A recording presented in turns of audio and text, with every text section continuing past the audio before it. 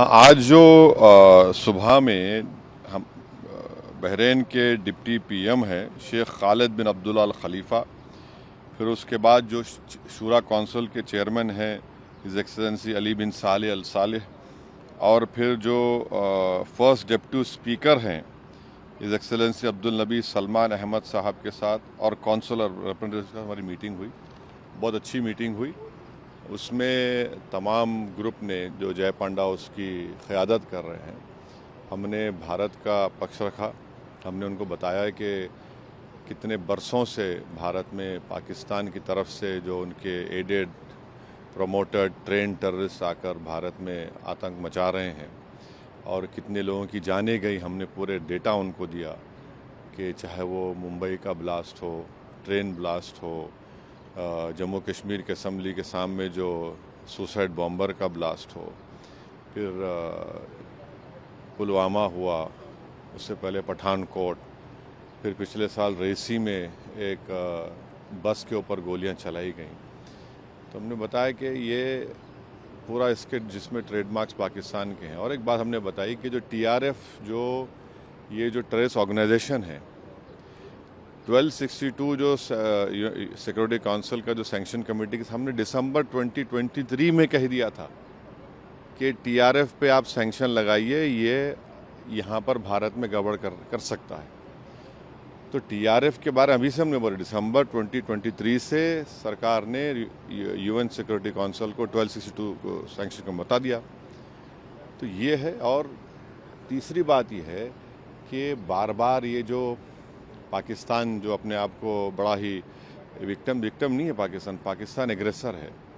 और हमने 15 अप्रैल को जो आसिम मुनीर की स्पीच हुई, जिन्होंने कश्मीर के बारे में जो बात कही, उसके बारे में हमने बताया। और फिर देखिए, पाकिस्तान का इन्वॉल्वमेंट इससे भी साबित होता है कि जो पहलगाम के टेररिस्ट अटैक के बाद टीआरएफ ऑर्गेनाइजेशन ने 2 मरतबा इंटरनेट के ऊपर उसको कबूल किया, और भारत सरकार ने, जो हमारे एक्सपर्ट्स ने, साइबर के एक्सपर्ट्स ने मालूम किया, तो वो तो पाकिस्तान के मिलिट्री कैंटोनमेंट के करीब से उन्होंने उसको इंटरनेट पे डाला। वो तो फुटप्रिंट्स निकल नहीं सकते। और तीसरे, हमारी देश की जो प्रीमियर इन्वेस्टिगेटिंग एजेंसी एनआईए ने केस रजिस्टर किया है, तो इसमें पूरा इसका इन्वॉल्वमेंट है। और फिर भारत तरफ से जो एक्शन लिया गया, तो पहले उन 9 मुकामात को हमने निशाना बनाया जो यूनाइटेड नेशन के डेजिग्नेटेड टेररिस्ट ऑर्गेनाइजेशंस का ऑफिस है, और पाकिस्तान ने बेहूदगी की। तो फिर 9 और 10 को वो एयर बेसिस पर उनको सबक सिखाया गया।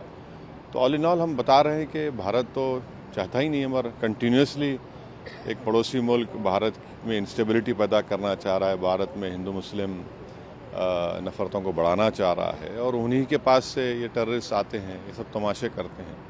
तो बहुत अच्छी मीटिंग्स हुई और सब ने इस पॉइंट को उनके सामने रखा, और उन्होंने भी सुना है। हम उनको ये कह रहे हैं कि आप भारत को आप जो देख रहे हैं, और भारत यहाँ पर बहरीन में तो 1962 तक रिज़र्व बैंक ऑफ इंडिया की तरफ से गल्फ रुपी इस्तेमाल होता था, और भारत पहला देश है जो एंटी कॉलोनियल स्टैंस लिया था यूनाइटेड नेशन में, और उसकी वजह से बहरीन को यहाँ पर अंग्रेज़ों को छोड़ के जाना पड़ा।